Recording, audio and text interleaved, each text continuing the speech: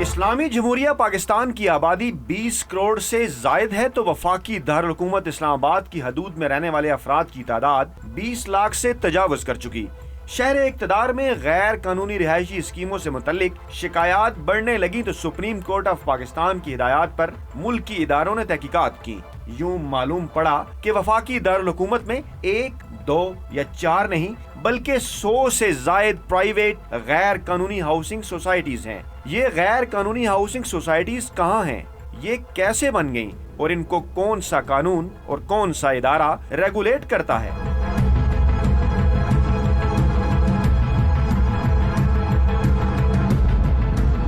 इस्लामाबाद में जो हाउसिंग के प्रोजेक्ट्स हैं इनकी 3 इकसाम है। एक वो प्रोजेक्ट है जो कोऑपरेटिव्स के तहत किया जाता है। पहली किस्म है सोसाइटीज़ की, कोऑपरेटिव सोसाइटीज़। दूसरी किस्म है टाउन्स की, जिसमें एक बंदा या एक उसकी कंपनी ज़मीन खरीद के एक टाउन बनाना शुरू करे। वो कोऑपरेटिव नहीं है और वो हमारे पास रजिस्टर भी नहीं होती रजिस्ट्रार के पास। और तीसरी है जिसको हम हाउसिंग स्कीम कहते हैं, जिसमें एक बंदा या 2 बंदे या कोई कंसोर्शियम जो है वो एक लैंड ले सकते हैं 400 कनाल या 400 कनाल से ज़्यादा, और उसकी वो CDA से अपनी अप्रूवल कराते हैं नक्शे की, और अगर वो रेलेवेंट जोन के अंदर है तो उनको इजाज़त मिल सकती है। हाउसिंग सोसाइटी को रेगुलेट करता है या गवर्न करता है वो कोऑपरेटिव सोसाइटीज़ एक्ट 1925 जो है, उसके मुताबिक 30 या उससे ऊपर लोग जो हैं वो इकट्ठे होके एक सोसाइटी, हाउसिंग सोसाइटी जो है वो रजिस्टर करवाएंगे, जो कि रजिस्ट्रार ऑफ सोसाइटीज़ के साथ रजिस्टर होगा। और जो हाउसिंग स्कीम है उसको आपकी कोई फार्म हो, कोई आपकी SECP के साथ रजिस्टर्ड लिमिटेड कंपनी हो, तो आप जो है वो टाउन या स्कीम जो है वो लॉन्च कर सकते हैं। रेगुलेटर एक होना चाहिए और रेगुलेटर के पास पावर्स भी होनी चाहिए और उसके पास मैन पावर भी होनी चाहिए इन्फोर्स करने के लिए। ये नहीं है कि रेगुलेटर तो बन गया, वो कह दे कि ठीक है जी फलाना प्रोजेक्ट ये गलत है, पर उसने उसे इन्फोर्स भी करना है, वहाँ उसने कार्रवाई भी करनी है और इम्प्लीमेंट भी करना है अपने डिसीजन को।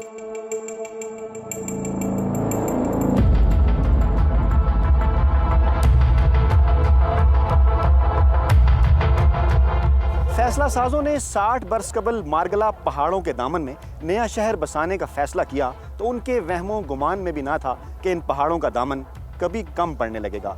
गुजरे 60 बरसों में आबादी के बेहंगम फैलाव और वफाकी तरक्याती इदारे की जानिब से नया रिहायशी सेक्टर ना बनाने के बायस शहर को चारों तरफ से गैर कानूनी हाउसिंग सोसाइटीज़ ने अपने घेरे में ले लिया है, और यूं ये मालूम ही नहीं होता कि शहर शुरू कब हुआ और कहाँ जाकर ख़त्म।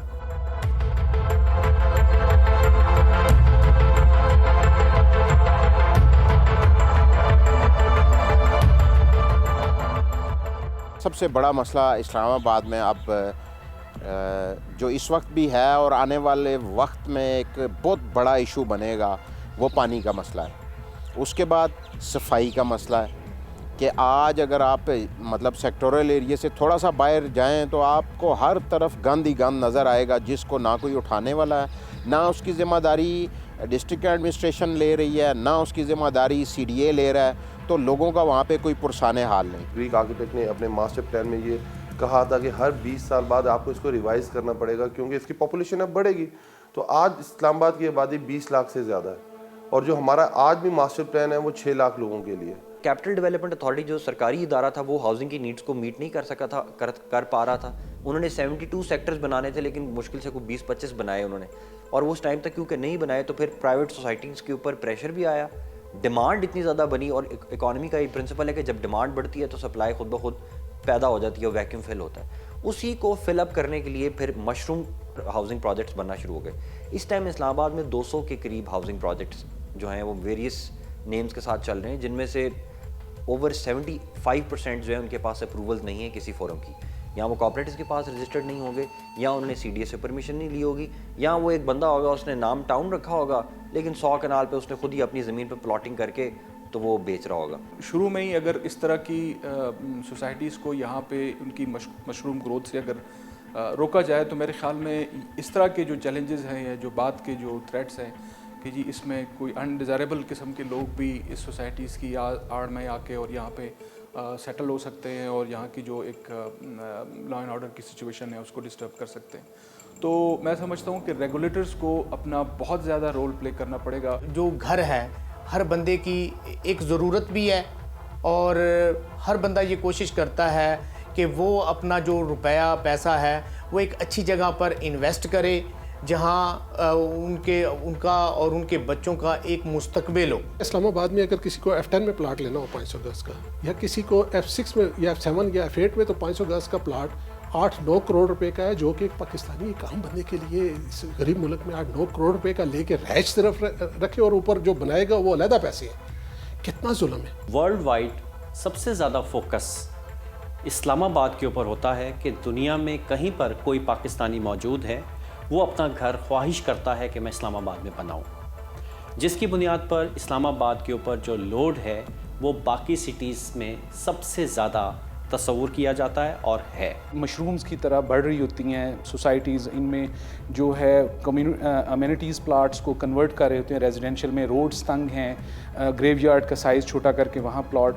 तो इसके लिए कंसर्न जो प्लानिंग विंग है लाइक CDA का है, तो उसको चाहिए कि इसको डेली या कम से कम वीकली मॉनिटर करे। उनके पास टेक्नोलॉजी भी मौजूद है, और जो इनके रजिस्ट्रार ऑफ फर्म्स हैं उनको भी चाहिए, उनके इंस्पेक्टर्स मौजूद हैं या उनका जो स्टाफ है वो मौजूद हो और इनके देखे। और तो मोस्ट इम्पॉर्टेंट के जो इनके फाइनेंशियल मैटर्स हैं कि एक एक प्लॉट 2-2, 3-3 जगह पे इन्होंने अलॉट किया होता है, उससे एक आम आदमी जो है वो बेचारा अपनी जमा पूंजी जो उसकी बड़ी हार्ड अर्न मनी होती है उससे डिप्राइव हो जाता है, और इसका हाँ भी रहता है कि जी मैं इस्लामाबाद में अपना घर बना लूँ। सिस्टम ऐसा होना चाहिए कि जब कोई हाउसिंग प्रोजेक्ट शुरू हो रहा हो तो जो रेगुलेटर है वो चाहे CDA को उसमें इन्वॉल्व करे, चाहे वो SECP को करे, चाहे वो ICT को करे, they should intervene and immediately act, rather than कि जब वो एक चीज़ बन जाती है और वो चीज़ आगे चली जाती है फिर देखें अच्छा ये आपकी जिम्मेदारी थी, मेरी थी, फलाने की थी। It becomes too late. Unfortunately फिलहाल देयर इज़ अ वैक्यूम।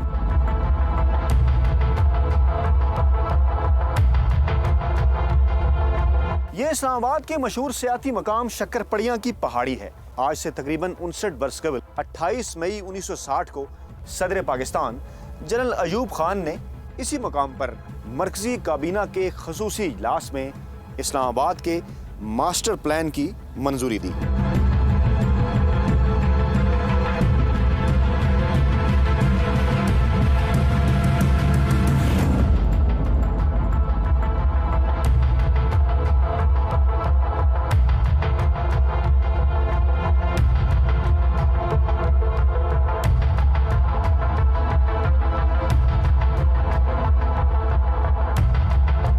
ये मास्टर प्लान मशहूर यूनानी तामीराती इदारे डोक्सी एडिस एसोसिएट्स ने तैयार किया था। डोक्सी एडिस एसोसिएट्स ने यह सिफारिश की थी कि इस्लामाबाद में आबादी के फैलाव को मद्देनजर रखते हुए ये मास्टर प्लान हर 20 साल बाद रिविजिट किया जाए, मगर उसके बाद ये बात हम भूल गए।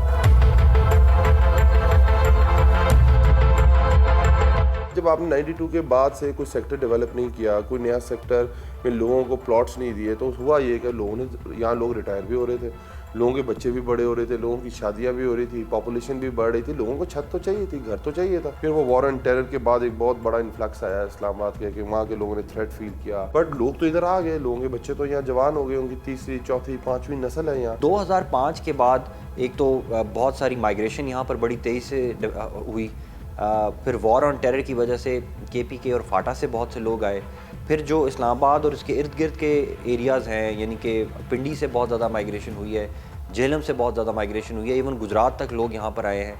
इधर अगर आप चले जाएँ तो अटक की पूरी फैमिलीज़ यहाँ पे सेटल होना शुरू हुई हैं, जिसकी वजह से बड़ी तेज़ी से हाउसिंग की नीड पैदा हुई। बहुत बड़ा जो प्रॉब्लम हुई है कि हमारी रोड्स के ऊपर एकदम से रश ज़्यादा हो गया है, लोग ट्रैवल करते हैं, जिसकी वजह से सुबह और छुट्टी के टाइम पे इतना हर आप जो चौक चौराहा वहाँ पे आप देखेंगे कि एक ट्रैफिक जाम होता है।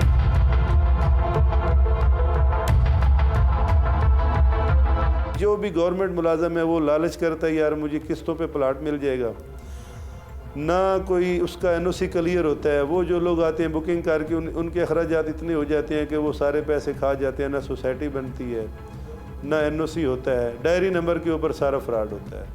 गवर्नमेंट को चाहिए कि इनको डायरी नंबर तब दे जब इनके नाम 500 या 1000 कनाल ज़मीन हो जाए ऑनर के नाम, और उसकी बैकग्राउंड भी चेक करें, वाकई ये कोई फराडी बंदा आके सोसाइटी बना के फेक करके पेमेंट ले जाके भागने वाला है, या वाकई पीछे से ज़मींदार है, इधर भी ये काम करेगा, पीछे जाएगा तो पीछे भी पाकिस्तान में रहेगा। ये नहीं यहाँ से 2-3 करोड़ इकट्ठा किया और बाहर चला गया। जो मैनेजमेंट कमेटी के जो मेंबर्स होते हैं ये पब्लिक सर्वेंट्स के तौर पे इनको ट्रीट किया जाता है। तो जो लैंड की प्रोक्योरमेंट होती थी या जो लैंड की डेवलपमेंट होती थी, इनको जो है ना रूल्स, पेपरा के रूल्स स्पेशली इनको फॉलो करने होते थे। तो हमारी फोरेंसिक ऑडिट में ये चीज़ें सामने आई हैं कि इन्होंने उन रूल्स की भी वायलेशंस की हैं और प्लस जो लेआउट प्लान है उसकी वायलेशंस उन्होंने की है। सोसाइटीज़ जो है उनको फैसिलिटेट करना चाहिए। जो लोग ये चाहते हैं कि वो सोसाइटीज़ बनाएं, उनके छोटे मोटे जो, क्योंकि ज़मीन एक्वायर करना, ज़मीन हासिल करना, ये एक बहुत बड़ा मुश्किल काम है। ये हर एक काम उस पर डाल देते हैं कि आप ही की जिम्मेदारी है, आप ही ने सब कुछ करना है। ये जिम्मेदारी प्रिंसिपली जो इस्लामाबाद को कंसीव किया गया था, तो CDA की जिम्मेदारी थी कि CDA हाउसिंग नीड्स को पूरा करेगा। हाउएवर 90s में जोनिंग रेगुलेशंस आए और उसमें जोन 5 और जोन 2 आइडेंटिफाई किया गया, जहां प्राइवेट सेक्टर को इजाज़त दे दी गई। फिर आगे चल के ये जोन 4 में भी परमिशन आ गई और 2005-2007 में। अब दोनों की जिम्मेदारी थी CDA और प्राइवेट सेक्टर की कि वो हाउसिंग नीड्स को पूरा करें।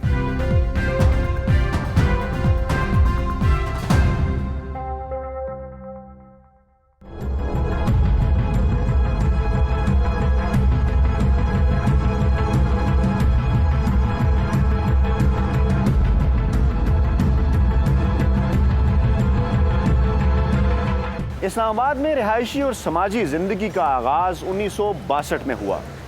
शहर के पहले मोहल्ले को आपपारा का नाम दिया गया, मगर आपपारा से शुरू होने वाला इस्लामाबाद इस वक्त गुजर खान, मरी, टेक्सला और फतेह जंग की हदूद तक जा पहुंचा है। वफाकी तरक्याती इदारे ने अगर आपपारा ही की तरह बाकी शहर की भी मनसूबाबंदी कर ली होती तो आज हालात मुख्तलिफ होते, मगर नया रिहायशी सेक्टर डेवलप करने में नाकामी ने शहर को गैर कानूनी हाउसिंग सोसाइटीज़ के हवाले कर दिया, जिन्होंने मनसूबाबंदी तो की मगर आवाम को सहूलतें देने की नहीं, सिर्फ माल बनाने की।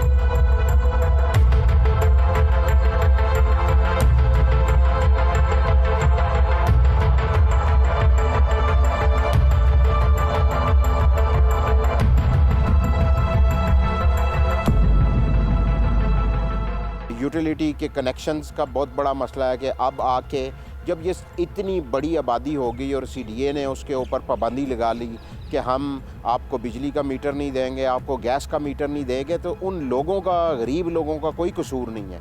ये कसूर उन पिछली हुकूमतों का है और हमारे इन इदारों का है कि जिन्होंने इन सोसाइटीज़ को बनने दिया। 1980 में हुआ था F11, आज भी उसमें बेकसीदा गाँव आबाद है और ये नाकामी है। जो यहाँ के मुतासरीन थे वो भी देखें, वो भी रो रहे हैं, उन्हें भी कुछ नहीं मिला।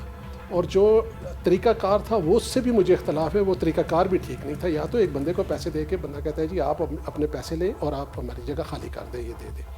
लेकिन पहले इन्होंने ज़मीन एक्वायर की, फिर उसके बाद ऊपर मकान छोड़ दिए, फिर मकानों के लिए इन्होंने कहा जी अब हम दोबारा अवार्ड करेंगे, इतनी देर में मकान ज़्यादा बढ़ गए और इसमें ज़्यादा किसी हद तक महकमा भी इन्वॉल्व होता है। CDA को चाहिए था कि वो सेक्टर्स अपने ज़िम्मे लेकर और आबादी की रेशो के मुताबिक फैलाव करते और ख़ुद डेवलपमेंट करते, लेकिन चूँकि CDA ने ये डिफरेंट डिपार्टमेंट्स को, कोई मिनिस्ट्री ऑफ इंटीरियर के एम्प्लॉइज़ के लिए, कोई मल्टी प्रोफेशनल के लिए, कोई जम्मू कश्मीर के लिए, सुप्रीम कोर्ट के लिए, ये मुख्तलिफ सेक्टर उन्होंने अलॉट किए कि अपने बेनिफिट्स के लिए एम्प्लॉइज़ को ये अलॉटमेंट दें और यहाँ पर जो है वो उनके एम्प्लॉइज़ अपनी ज़िंदगी गुजार सकें। Check and balance first day पर CDA की जानिब से होना चाहिए था, जो कि उसकी नेग्लिजेंस है। माजी में ज़्यादातर CDA की तवज्जो रही है सेक्टोरियल एरिया की तरफ, हाउसिंग सोसाइटीज़ की तरफ इतना वो नहीं था, लेकिन इसके बाद अब ऐसा ऐसा CDA जो है इसकी तरफ इनको रेगुलेट करने के लिए पूरी तरह कोशिश कर रहा है। सेक्टोरल डेवलपमेंट दुनिया का मुश्किल तरीन काम है,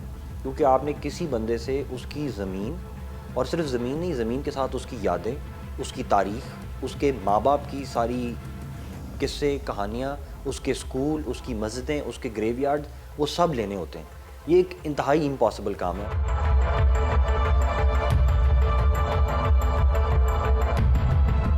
जिस सोसाइटी में काम हो गया उनको NOC दे दें, जिसका नहीं हुआ उनसे अपनी रिक्वायरमेंट पूरी कराएं, उसके बाद ताकि आवाम को रिलीफ मिले, हर बंदा अपना घर बना सके। यहाँ पे G14 में 15 साल हो गए, इधर लोगों को पोजीशन नहीं मिला, इधर F12 में नहीं मिला, मुख्तलिफ ऐसे CDA के सेक्टर है जहाँ पे पोजीशन नहीं मिला, मजबूर हो के लोग सोसाइटियों में जाते हैं और सोसाइटियों वालों के पास NOC नहीं होता। जो इलीगल सोसाइटीज़ हैं जिनका कोई लेआउट प्लान नहीं होता, जिनका कोई NOC नहीं होता, ये जब लोगों से इतनी वो रुपया इकट्ठा करते हैं और उनको देते भी कुछ नहीं है, तो वो लोग बेचारे मारे फिर रहे होते हैं। सबसे पहले तो ये है कि जितनी भी कोऑपरेटिव सोसाइटीज़ हों या प्राइवेट हाउसिंग सोसाइटीज़ हों या स्कीम्स हों, तमाम सोसाइटीज़ के लिए उनके अपने रेगुलेटर्स मौजूद हैं।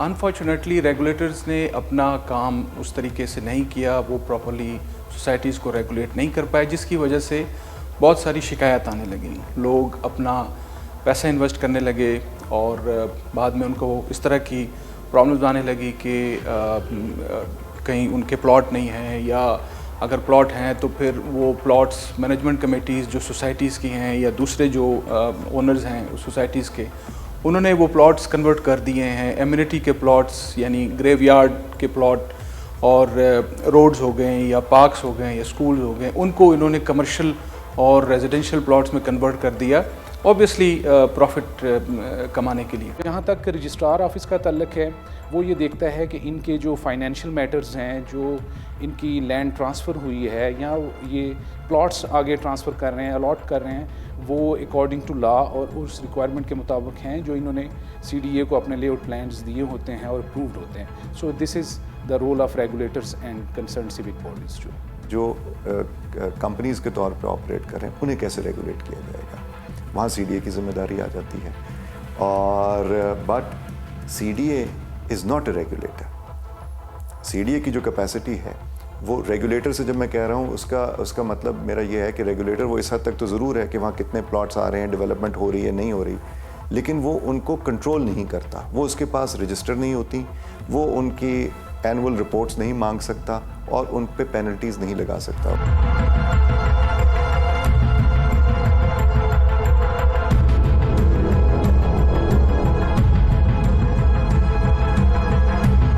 शहर इक़्तिदार के इर्द गिर्द बहती गैर कानूनी हाउसिंग सोसाइटीज़ की गंगा में मुल्क के तकरीबन हर शोबे ज़िंदगी से ताल्लुक़ रखने वाले लोगों ने हाथ धोए। गैर कानूनी हाउसिंग सोसाइटीज़ का जाल इतना तंग है कि इसमें बड़ी और छोटी मछलियाँ आपस में गड़बड़ नजर आती हैं। इस जाल के आखिरी सिरे पर कौन है, ये वो सवाल है जिसके जवाब की तलाश में मुल्की इदारे हाथ पांव मारते नजर आते हैं।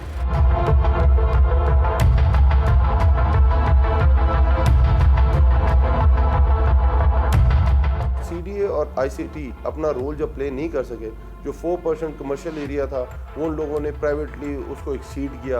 आपने देखा होगा अगर आप बैरियर टाउन की तरफ जा रहे हो तो PWD कॉलोनी है, उसके साथ सर्विसेज का एरिया है, बाकी कॉलोनीज हैं, तो राइट लेफ्ट आप देखेंगे सारे के सारा कमर्शियल हो गया। बेसिकली वो एक रेजिडेंशियल एरिया था, उसमें सिर्फ 4% एरिया ऐसा था जिसको आप कमर्शियल कर सकते थे, बट आपने अपनी आंखें बंद रखी, जिस मकसद तहत के तहत आपने बंद रखी। ICT ने अपनी आंखें बंद रखी, वो पूरे का इंटरनल म्यूचुअल अंडरस्टैंडिंग के साथ उन लोगों ने उस एरिया को कमर्शियल किया। अब वहाँ लोगों ने बड़ी बड़े प्लाजाज बना दिए, थर्ड पार्टी इंटरेस्ट बन गया। जो प्रॉपर्टी टाइकॉन थे वो इन चीज़ों के पीछे थे और वो पैसा लगाते थे। और CDA कि आज जो ये कब्ज़े हमारी पार्टी छुड़वा रही है, इस्लामाबाद में CDA की ज़मीन के ऊपर कब्ज़े हुए, ये किसने करवाए? ये ख़ुद इन लोगों ने मिल के करवाए। और आज अगर आप देखें तो पाकिस्तान तहरीक इंसाफ की गवर्नमेंट आई है और जितने भी ये इंक्रोचमेंट है या इलीगल कब्ज़े हुए हैं हम उनको छुड़वा रहे हैं। हम उस गवर्नमेंट की ज़मीन को, CDA की ज़मीन को वागज़ार करवा रहे हैं। बहुत बड़े गैंग हैं, इन्वेस्टर समझ लें, गवर्नमेंट के बंदे समझ लें, प्राइवेट समझ लें, ज़मींदार समझ लें, ये सब लोग मिले हुए हैं। इन्होंने एक फेक तरीका बनाया हुआ है कि आप कोई भी सोसाइटी लॉन्च करते हैं तो आपके पास पहले 300 कनाल होना ज़रूरी थी, अब 500 कनाल। जो बाहर से लोग आते हैं वो कहते हैं यार इधर नेक नीति से लोग आके काम करते हैं, क्योंकि ये दारुल खिलाफा है, कोई कोयटा से आ रहा है, कोई पेशावर से आ रहा है, कोई लाहौर से, कोई फैसलाबाद से, मुल्तान से। इसलिए जब वो लोग आते हैं तो महकमे के लोग ही उनको चोर रास्ता बताते हैं कि जी आप 300 या 500 कनाल जगह ले लें और NOC के लिए अप्लाई कर दें।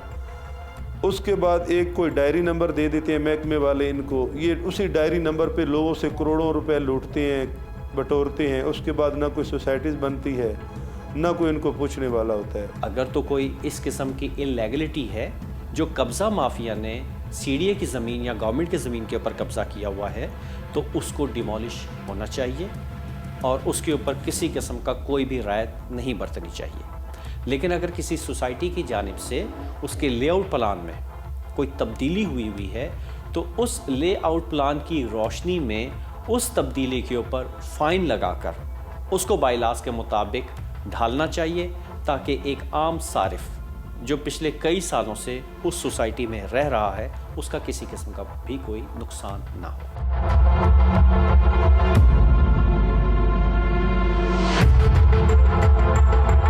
अगर ये सही काम होता रहता तो मेरा नहीं ख्याल कि यहाँ PHA आना था, क्योंकि ऑलरेडी कैपिटल डेवलपमेंट अथॉरिटी यहाँ पे काम कर रही थी और डेवलपमेंट अथॉरिटी का मतलब ये है कि डेवलपमेंट करना, वो भी डेवलपमेंट को भूल गई है और वो भी किसी और काम पे लग गई। फिर PHA के बाद यहाँ पे देखिए हाउसिंग फाउंडेशन वाले आ गए, वो उन्होंने सेक्टर ले लिए, वो सेक्टर डेवलप कर रहे हैं। फिर यहाँ पे खुद ही इन्होंने जोनिंग करके जोन 2 को सोसाइटी को प्राइवेट सोसाइटीज़ को दे दिया, जोन 5 को दे दिया प्राइवेट सोसाइटीज़ को, जी आप करें। फिर यहाँ पे DHA आ गया, ये भी सारी नाकामी है। और आप अभी जाके देखें CDA में आप तो अदारा खुद भी अपना हेल्पलेस हुआ है।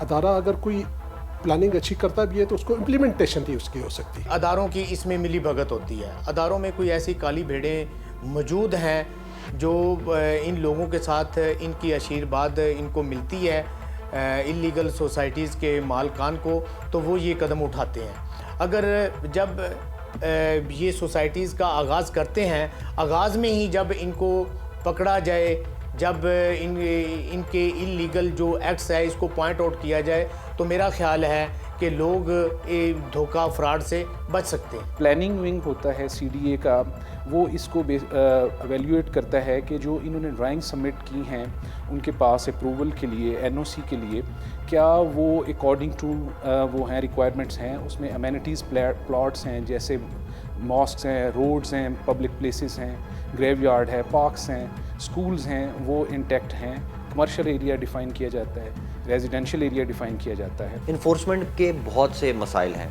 देखें, एक इस्लामाबाद का टोटल 70,000 एकड़ ज़मीन है जो कि एक्वायर्ड है और उसके अलावा टोटल 1-1.5 लाख एकड़ ज़मीन उसके ओवर एंड अबव है जो कि अनएक्वायर्ड है, वहाँ पे प्राइवेट लोग काम कर रहे हैं। उसमें कौन बंदा कैसे इश्तिहार दे रहा है, कई ऐसे भी हैं, अगर आप अभी भी चले जाएँ तो वो एक टाउन का नाम लगा देंगे, फ़लाँ टाउन, रोड एक कच्ची से बना देंगे और एक बोर्ड लगा देंगे और वहाँ पे वो अपनी प्लॉट की सेल एंड परचेज़ करना शुरू कर देंगे। इसको चेक करने के लिए असूलन तो ये था कि मास्टर प्लान के लिए CDA को ये करना चाहिए था। समाओ क्योंकि CDA ये नहीं कर सकी तो ये अब पूरी हुकूमत और बाकी ज़िले इंतज़ामिया पर भी ये मलबा आ जाता है। अगर इनके अपने कोई बायलॉज हैं या कोई रूल्स हैं जिनकी सोसाइटीज़ वायलेशंस कर रही हैं, इनको ज़रूर उसका कॉग्निजेंस लेना चाहिए। अगर कोई क्रिमिनलिटी ये महसूस करते हैं कि कोई क्रिमिनलिटी है, चूँकि FIA एक इन्वेस्टिगेटिंग एजेंसी है, अगर कोई क्रिमिनलिटी ये महसूस करते हैं कि उनकी मैनेजमेंट सोसाइटी या उनकी जो मैनेजमेंट कमेटीज़ हैं या उनके जो ओनर्स हैं उनके पार्ट पे है तो फिर इनको चाहिए कि वो केसेस हमारे FIA में रेफ़र करें या नैब में जिधर भी जो लॉ इन्फोर्समेंट एजेंसीज़ हैं वो फिर उनकी बाकायदा तफ्तीश करें और उसमें क्रिमिनलिटी के एलिमेंट को अनर्थ करें। इशू ये है कि कोऑपरेटिव्स डिपार्टमेंट को अगर लिया जाए तो हमारे पास पार्ट टाइम रजिस्ट्रार कोऑपरेटिव्स होते हैं। हम कहते हैं DC जो है वो लुक आफ्टर कर लेगा चार्ज ऑफ रजिस्ट्रार। मैं ये समझता हूँ और अब ये जिम्मेदारी जब मेरे पे आई है एज चीफ कमिश्नर तो I am bringing it in writing also कि ये DC का काम नहीं।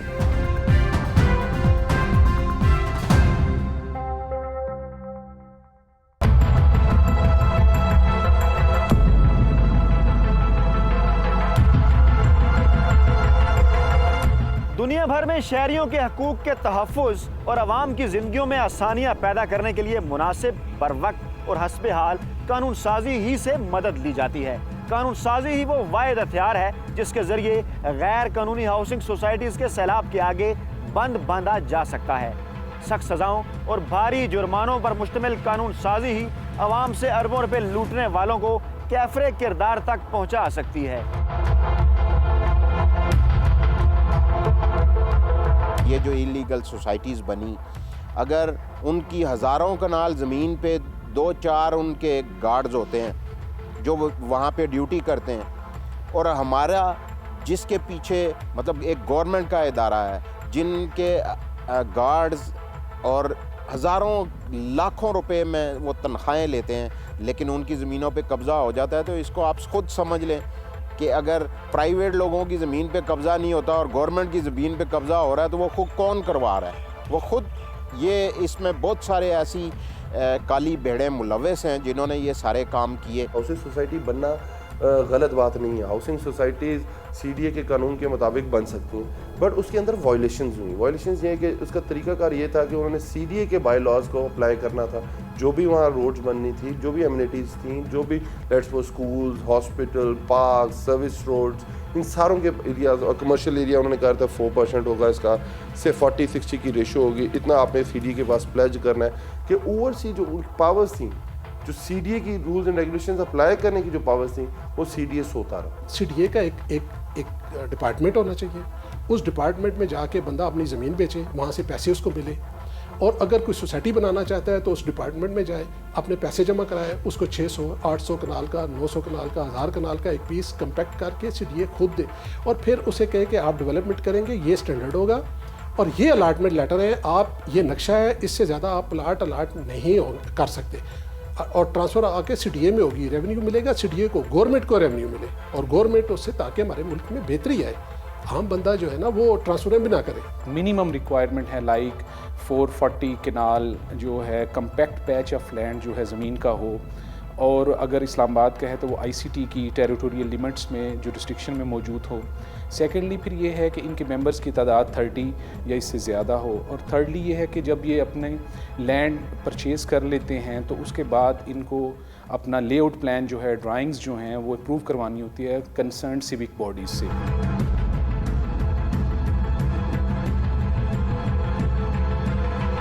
हाउसिंग सोसाइटीज़ या हाउसिंग प्रोजेक्ट इतनी वेरियस महकमों से डील कर रहे हैं कि रजिस्टर वो एससीसीपी से होंगे, अगर कोऑपरेटिव है तो डीसी ऑफिस से होंगे, अगर सिर्फ लैंड है तो वो सीडीए से होंगे।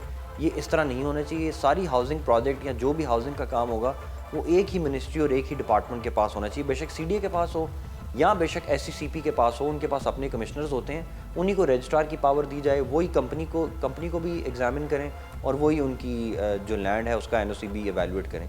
तो कोई एक इदारा अगर इनको देखेगा तो इससे अवाम में भी कन्फ्यूजन ख़त्म होगी, और जो लूप होल्स हैं जिनके थ्रू ये लैंड ग्रैबर्स और ये माफिया ऑपरेट करते हैं उसमें कमी आएगी। जब किसी चीज़ की परमिशन दी जाती है तो उसका चेक एंड बैलेंस उसी अथॉरिटी के पास होता है। जो इरेगुलरिटी की आज 2019 में बात की जा रही है, ये किसी एक दिन का काम नहीं है। ये पिछले 19 साल से ये मलबा जो एक दिन के ऊपर गिराया जा रहा है, ये 19 साल के ऊपर फैला हुआ काम है। सीडीए ने अपनी जो सेक्टर्स हैं जिसमें I-14, 15, 16, D-12, E-12, इन सेक्टर्स को पिछले 22-25 साल से अभी तक डेवलप नहीं किया। अब मुझे ये बताएं कि जो लोगों की रिक्वायरमेंट्स है घरों की, वो जिस तेज़ी के साथ फैल रही है, तो उन्होंने फिर सीडीए सेक्टर्स को छोड़कर मुख्तलिफ हाउसिंग सोसाइटियों का रुख किया। मुख्तलिफ हाउसिंग सोसाइटियाँ अपने अपने तरीके से काम करती रही हैं और उन्होंने लोगों की रिक्वायरमेंट के मुताबिक अपने सेक्टर्स को उसमें कुछ तब्दीलियाँ की। लेकिन अगर आप ये समझते हैं और सीडीए ये समझता है कि वो सीडीए बाईलाज के मुताबिक नहीं है, तो उनको फ़ाइन करके उनको रेगुलाइज करना चाहिए। सेक्टर D-12 में तरक्याती काम तमाम मुकम्मल हो चुके हैं। सेक्टर E-11 के मुतासरीन के साथ मुज़ाकरात हमारे हाथमी शक्ल मराहिल में हैं, जबकि I-11, I-14, I-16 में भी हमारे तरक्याती काम जो हमने सेक्टर खोले हैं तो उन पे जारी हैं। इस तरह सेक्टर I-15 की डेवलपमेंट के लिए रवा माली साल में बजट मख्सस किया गया है। कोऑपरेटिव सोसाइटीज़ के लिए लॉ मौजूद है, लेकिन प्राइवेट सोसाइटीज़ के लिए लॉ मौजूद नहीं है। उसको लीगल रिजीम में लाने के लिए और लीगल कवर देने के लिए लेजिस्लेशन के लिए प्रपोजल्स डेफिनेटली वो उस पर काम हो रहा है सुप्रीम कोर्ट के डायरेक्शंस पे।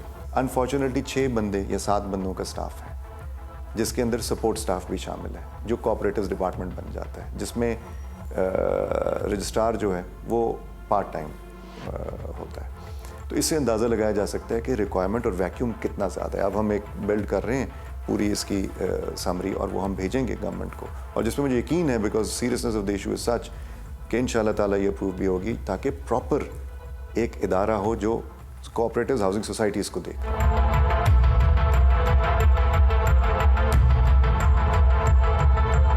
अपना घर किसकी ख्वाहिश नहीं, और अगर ये इस्लामाबाद जैसे शहर की हदूद में हो तो क्या ही बात है। मगर जरा सोचे तो सही कि एक दिन सुबह आपकी आंख खुले और मालूम पड़े कि आप शहरी तो कानूनी हैं मगर आपकी रिहाइश गैर कानूनी है, तो ज़हनो दिल की क्या हालत होगी। इसका जिम्मेदार कौन है? आप यानी धोखा खाने वाले, गैर कानूनी हाउसिंग सोसाइटीज का माफिया यानी आपको धोखा देने वाले, या फिर वो इदारे और अफराद जिन्होंने धोखा देने और धोखा खाने वालों को मौके फराहम किए।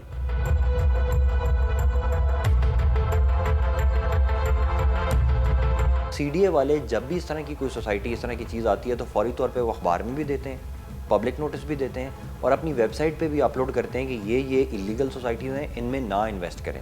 ये बायर की भी तो जिम्मेदारी है कि वो खुद होशियार हो कि वो जो चीज़ लेने जा रहा है वो जेन्युइन है या नहीं है, और वो खुद भी आगे पीछे पूछे, बजाय इसके कि वो सारे का सारा छोड़ दे और अपनी बिल्कुल अपने हाथ साफ कर ले कि जी मेरी कोई रिस्पॉन्सिबिलिटी नहीं है। हमारे सीडीए के लोग, हमारे एडमिनिस्ट्रेशन के लोग वो ज़िम्मेदार हैं और पिछली हुकूमतें इस चीज़ का ज़िम्मेदार हैं कि जिन्होंने इसके ऊपर कोई चेक एंड बैलेंस नहीं किया, जिस वजह से आज इस्लामाबाद की ये हालत हुई है। आफ्टर 58 ईयर्स जो इस्लामाबाद जब से बना मास्टर प्लान रिवाइज नहीं हुआ था, MLR 82 के तहत एक कमीशन अनाउंस कर दिया गया, जिसकी कमीशन में वो पोस्टें भी अनाउंस कर दी गई हैं। इंशाल्लाह बड़ी जल्दी फंक्शनिंग में हो जाएगा। 3 to 6 मंथ्स को टाइम दिया गया, तो आप देखेंगे ये सारी की सारी चीज़ें इसके अंदर इसको देखा जाएगा। जो अनरेगुलेटेड ग्रोथ है, जो किसी रेडार में नहीं आ रही, ना वो हाउसिंग सोसाइटी है, ना वो हाउसिंग प्रोजेक्ट है, ना वो SCCP के पास रजिस्टर्ड है, ना वो कोऑपरेटिव्स के पास रजिस्टर्ड है, उसका क्या हो रहा है?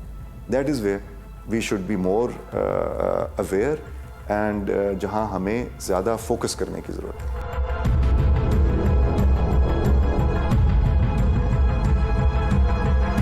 अगर शहर इक़्तिदार में हाउसिंग सोसाइटीज के रेगुलेटर्स ही की जानिब से जरूरत है और चाहिए जैसे अल्फाज इस्तेमाल होने लगे, तो फिर ये क्यों ना समझा जाए कि माजी में या तो अरबाब इख्तियार सोते रहे या फिर नजरें चुराते रहे, जभी तो उनकी नाक के नीचे गैर कानूनी हाउसिंग सोसाइटीज का जंगल उगता रहा और शहर की 70% से ज्यादा रिहायशी स्कीमें किसी कानून और कायदे की पाबंद नहीं। डॉन न्यूज की तहकीकात के मुताबिक इस्लामाबाद के जोन 2 और जोन 3 में supreme court employees housing scheme और सर्विसेज हाउसिंग स्कीम समेत 16 गैर कानूनी रिहायशी स्कीमें हैं। जोन 4 में गौरी टाउन, मीडिया सिटी और बहरिया एनक्लेव समेत 64 गैर कानूनी रिहायशी स्कीमें हैं, जबकि जोन 5 में मीडिया टाउन, पार्लियामेंटेरियंस एनक्लेव और नेशनल पुलिस फाउंडेशन समेत 29 गैर कानूनी रिहायशी स्कीमें हैं। क्या वफाकी तरक्याती इदारे का काम फकत इश्तिहार ही देना है?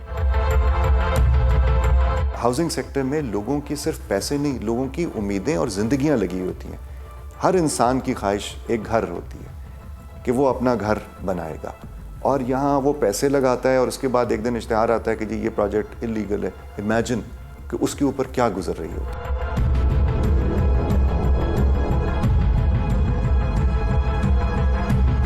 मारगला के दामन में सूरज गरूब होता है तो शहर इक़्तिदार को रोशनियां अपने परों में छुपा लेती हैं, मगर क्या करें कि शहर में जा बजा खुमियों के मानिद उगती गैर कानूनी हाउसिंग सोसाइटीज़ ने रोशनी के सफ़र को अंधेरों की मंजिल से आश्कार कर दिया है। क्या इन अंधेरों के बाद कोई नई सुबह तलू होगी? ये एक सवालिया निशान है।